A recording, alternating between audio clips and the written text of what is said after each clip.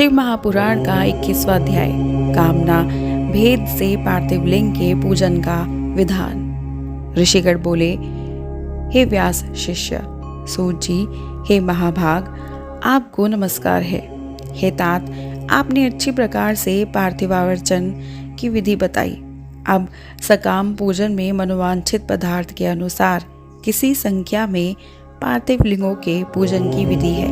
हे दीनवत्सल, इसे कृपा पूर्वक बताइए। सूत जी बोले, हे ऋषियों, आप सब लोग पार्थिव पूजन की विधि का श्रवण करें, जिसका अनुष्ठान करने से मनुष्य कृतकृत्य हो जाता है। पार्थिव लिंग के पूजन को छोड़कर जो लोग अन्य देवों के यजन में लगे रहते हैं, उनकी वह पूजा, तप तथा दान आदि व्यर्थ हो जाता है। अब मैं कामना के अनुसार पार्थिव लिंगों की संख्या बताता हूँ। हे मुनि श्रेष्ठ, अधिक संख्या में अर्चन तो निश्चय ही फलदायी होता है। प्रथम आवाहन, तब प्रतिष्ठा, तदंतर सभी लिंगों का पूजन अलग अलग करना चाहिए। लिंगों का आकार तो एक समान ही रखना चाहिए। विद्या प्राप्ति की कामना से पुरुष भक्ति पूर्वक 1000 पार्थिव शिवलिंगों का पूजन करे। इससे निश्चय ही उस फल की प्राप्ति हो जाती है। धन चाहने वाले पुरुष को उसके आधे यानी 500, पुत्र चाहने वाले को 1500 और वस्त्रों की आकांक्षा वाले को 500 शिवलिंग का पूजन करना चाहिए। मोक्ष की कामना वाले व्यक्ति को 1 करोड़, भूमि की अभिलाषा वाले को 1000, दया प्राप्ति की इच्छा वाले को 3000 और तीर्थाटन की इच्छा वाले को 2000 शिवलिंगों की पूजा करनी चाहिए। मित्र प्राप्ति की इच्छा वाले को 3000 तथा अभिचार कर्मों में 500 से लेकर 1000 तक पार्थिव शिवलिंगों के पूजन की विधि है।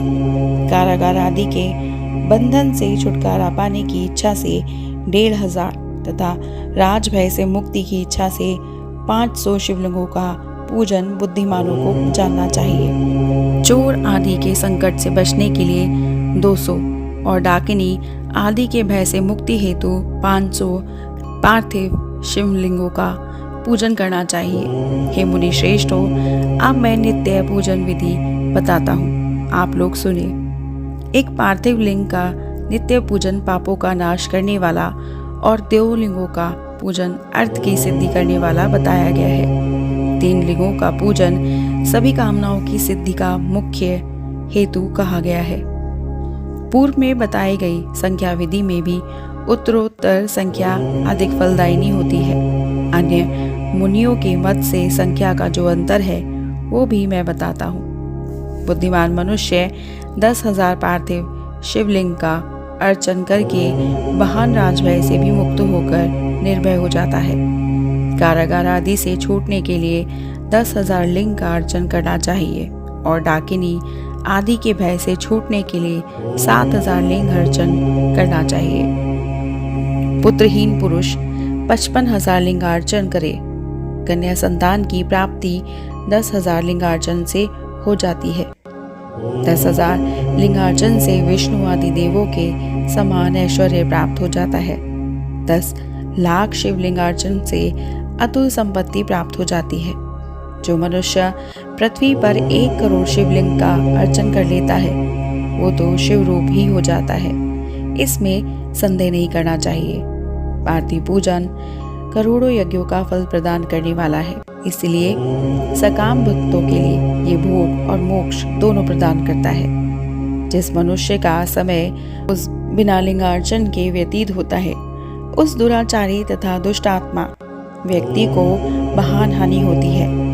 एक और सारे दान, विविध व्रत, तीर्थ, नियम और यज्ञ तथा उनके समकक्ष दूसरी ओर पार्थिव शिवलिंग का पूजन माना गया है। कलयुग में तो जैसा श्रेष्ठ लिंगार्चन दिखाई देता है, वैसा अन्य कोई साधन नहीं है। ये समस्त शास्त्रों का निश्चित सिद्धांत है। शिवलिंग भोग और मोक्ष देने वाला तथा विविध आपदाओं का निवारण करने वाला है। इसका नित्य अर्चन करके मनुष्य शिव सायुज्य प्राप्त कर लेता है। महर्षियों को शिव नाममय इस लिंग की नित्य पूजा करनी चाहिए। ये सभी लिंगों में श्रेष्ठ है, अतः विधान पूर्वक इसकी पूजा करनी चाहिए। हे मुनिवरों, परिणाम के अनुसार लिंग 3 प्रकार के कहे गए हैं, उत्तम, मध्यम और अधम। उसे आप लोग सुने, मैं बताता हूँ। जो 4 उंगल ऊंचा है और देखने में सुंदर हो तथा वेदी से युक्त हो, उस शिवलिंग को शास्त्रज्ञ महर्षियों ने उत्तम कहा है। उसे आधा, मध्यम और उससे भी आधा अधम माना गया है। इस तरह 3 प्रकार के शिवलिंग कहे गए हैं जो उत्तरोत्तर श्रेष्ठ हैं। जो भक्ति तथा श्रद्धा से युक्त होकर अनेक लिंगों की मन से नित्य पूजा करता है, वो मनोवांछित कामनाओं की प्राप्ति कर लेता है। चारों वेदों में लिंगार्चन से बढ़कर कोई पुण्य नहीं है। सभी शास्त्रों का भी यही निर्णय है।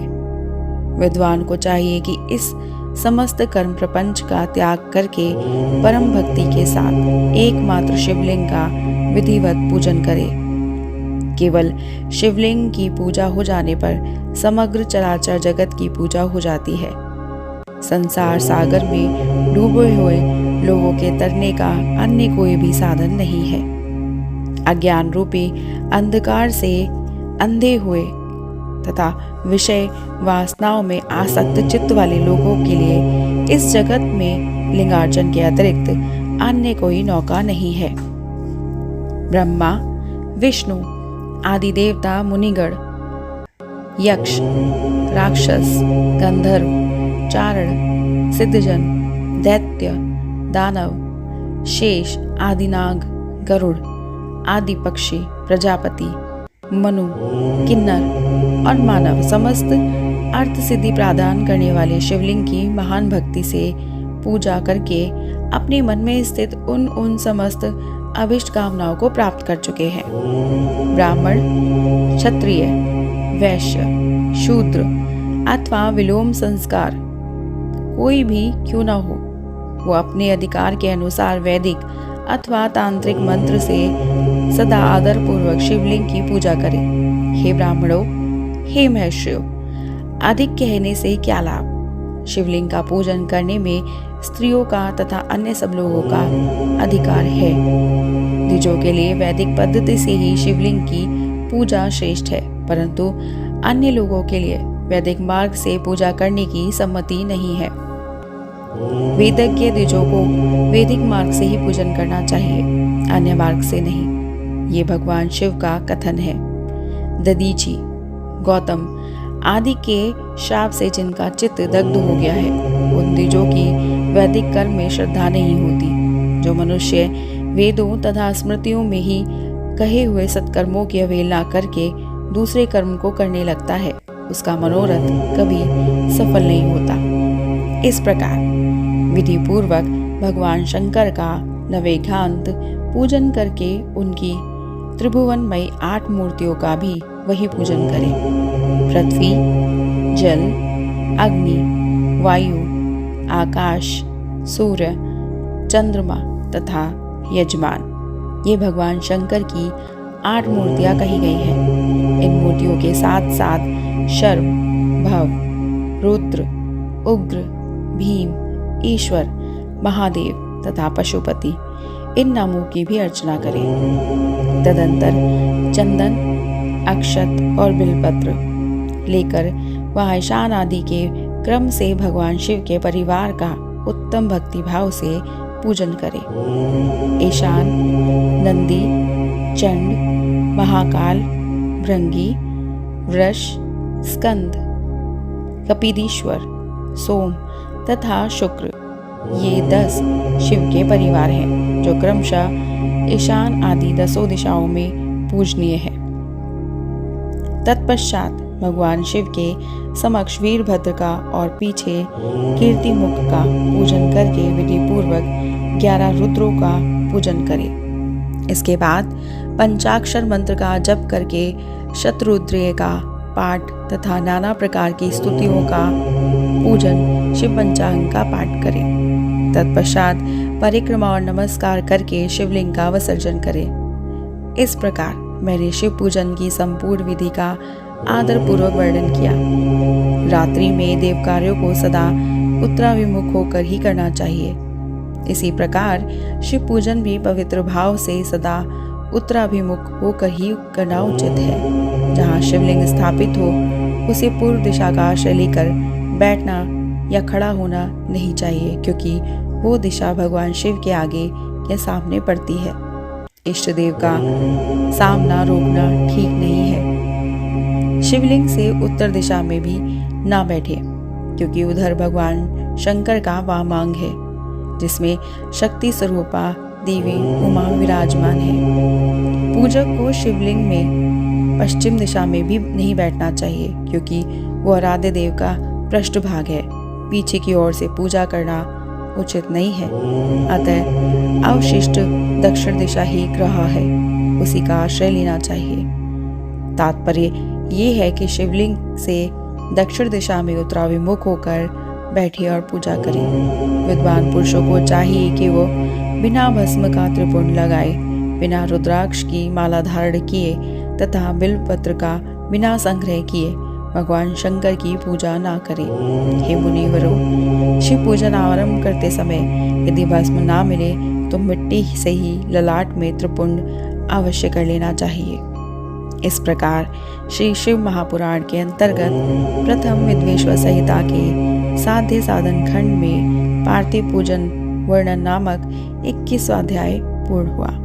आगे के अध्याय को सुनने के लिए सब्सक्राइब कीजिएगा हमारा YouTube channel voice of tales को, और हमारी वीडियो को लाइक, शेयर, सब्सक्राइब करना मत भूलिएगा।